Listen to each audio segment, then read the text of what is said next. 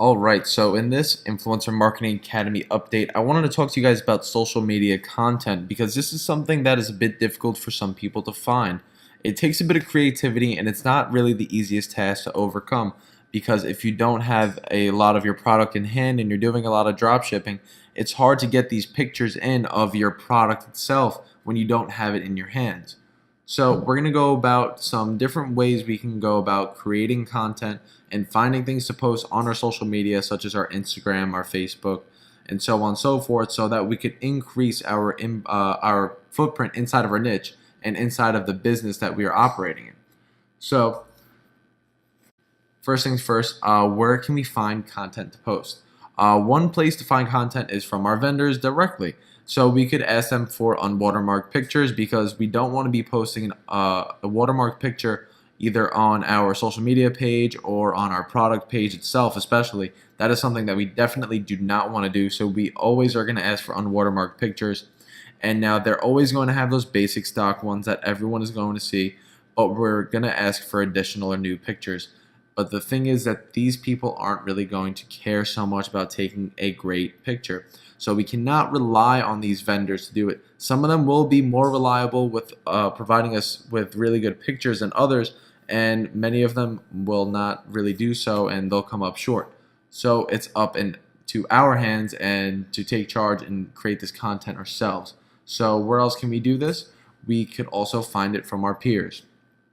Now this is something that we could do such as reposting. So if we are in the business of selling bracelets, for example, I guarantee that we can find another Instagram page that is either posting about bracelets or selling bracelets themselves, and we could screenshot it and then repost it and giving them credit. See, now this is a very important part. You have to give credit where it's due, and you have to give them that credit and tag them in your caption or somewhere in the comments so that people know whose picture it is, because you cannot just go around stealing pictures.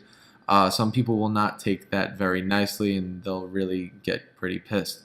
So it's also a great way to start networking. If this is a influencer that is in your space, this is a good way to say, hey, what's up? Like, I'm here.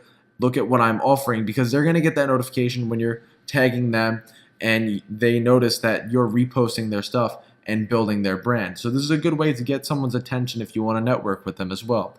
So you can always repost and show them some love on their page and help them grow their brand, because that's something they're going to appreciate, because that means that you appreciate their content. So that means that they're really going to be grateful for you reposting it and sharing it with your audience themselves.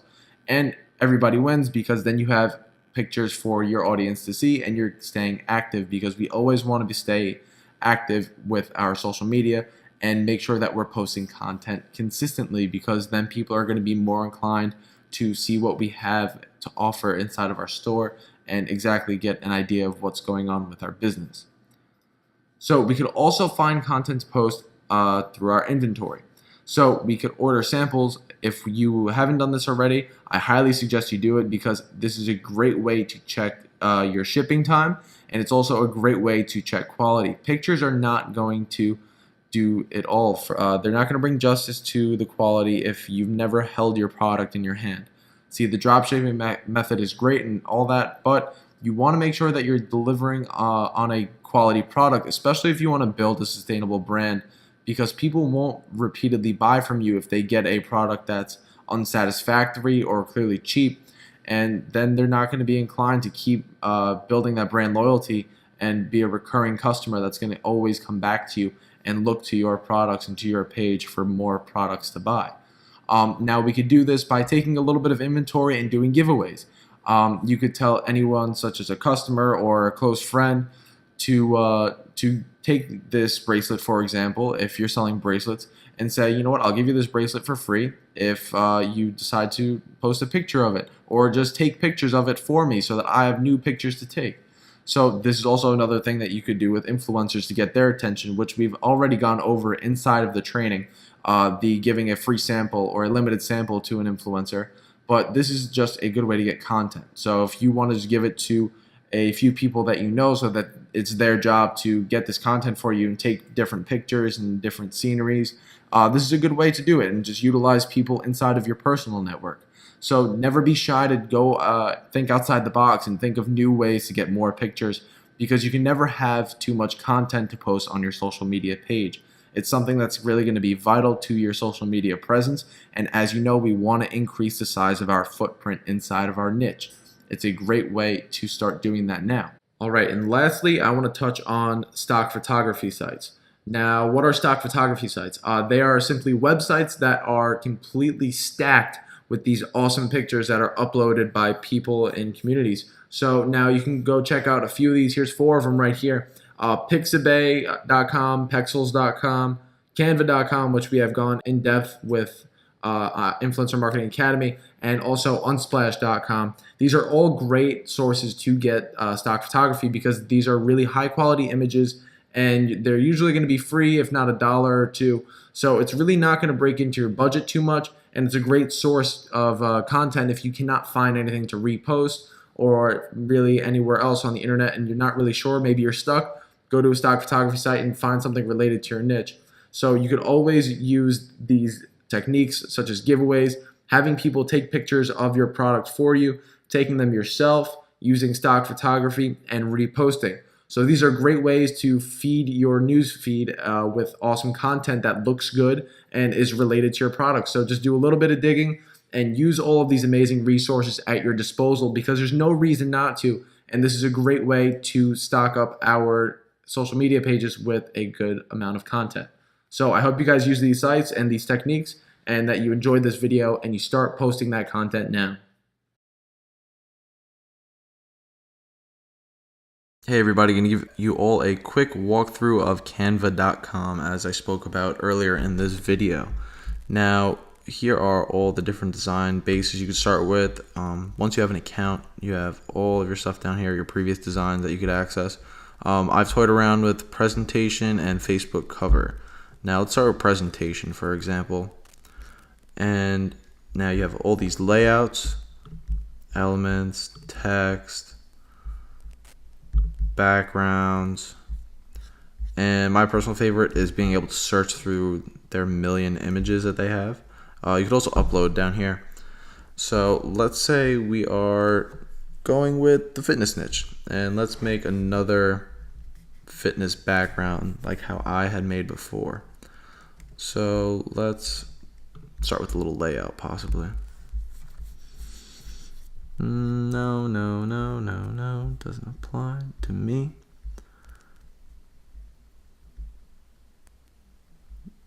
Let's take this one. I like this one right here. I also like coffee as well. Now,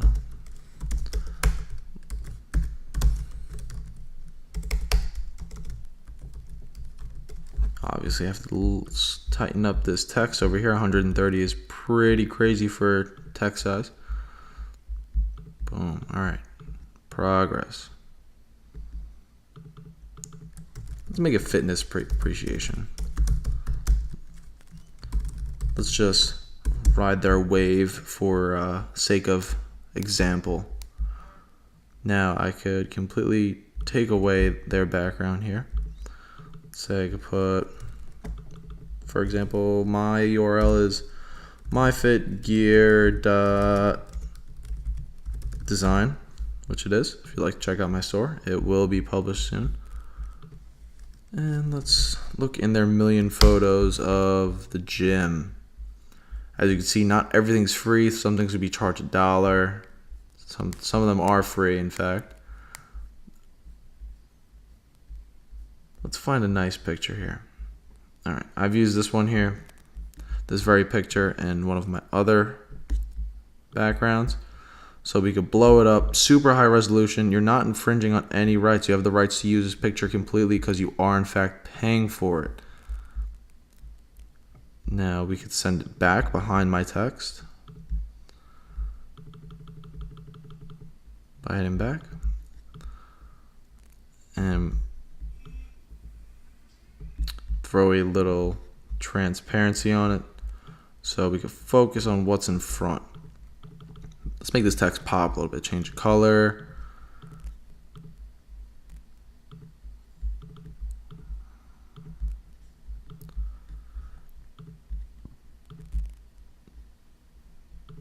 And voila, that took me all in all maybe 5 minutes. And then you could just press download, you get your high quality image, and $1 later, we have that without the Canva watermark in our collection of pictures. Now, let me show you real quick how I've personally implemented it. Just a couple of my examples. Here's my store and how it shows up as a slideshow. And on my Facebook page, this is the one that I created as my profile picture for my Facebook page. As you can see, I used the dumbbells, I used a little bit of a layout, added some text, made it pop, And I paid probably all in all about $2 for this, and I find it super effective to make my Shopify store look super professional. Now, if you put yourself in the customer's shoes, if you arrive on a store and it doesn't look very professional, I doubt you're highly inclined to buy their product. So this is why I find Canva super valuable. Doesn't really hit into your budget hard at all. A couple bucks out of your pocket, and you get this great value in return.